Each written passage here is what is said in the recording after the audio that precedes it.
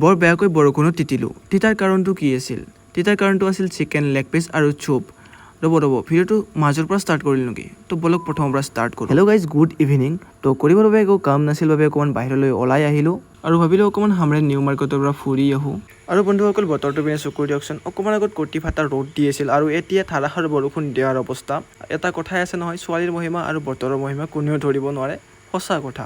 লগতে আজি মোৰ মৰমৰ চাহকাপ ত্যাগ কৰি কিনে ওলাই গ'লোঁ নিউ মাৰ্কেটলৈ। আৰু নিউ মাৰ্কেটলৈ আহি মই সোমালোঁ ষ্ট্ৰীট ফাষ্ট ফুড দোকানখনলৈ। ইয়াত কিবা খাওঁ আৰু ইয়াৰ পৰা যাওঁ। তো ফাইনেলি আহি গ'ল মই অৰ্ডাৰ কৰা বস্তুখিনি। চিকেন লেগ পিচ আৰু চুপ অৰ্ডাৰ কৰিছিলোঁ। আহি গ'ল, চাওকচোন কেনেকৈ খাব নাপাওঁ মানে নিচিনা খাই আছোঁ। এতিয়া খাই লৈ উঠি ওলালোঁ দোকানৰ পৰা। অকণমান মুখটো মুচি ল'ম টিচু পেপাৰেৰে আৰু টিচু পেপাৰটো পেলাই দিলোঁ আৰু এতিয়া যাওঁ ষ্টাৰ্ট কৰিম। এনেকৈ খাই লৈ বিন্দাছ ৰুমলৈকে যাই আছিলোঁ গান শুনি শুনি। এনেতে ডাঙৰকৈ বৰষুণ আহি গ'ল, তাৰপিছত এখন দোকানত আশ্ৰয় ল'ব লগা হ'ল। তো এতিয়া বৰষুণ যাক কমিলে এতিয়া ঘৰলৈকে যাওঁ। Tata bye bye.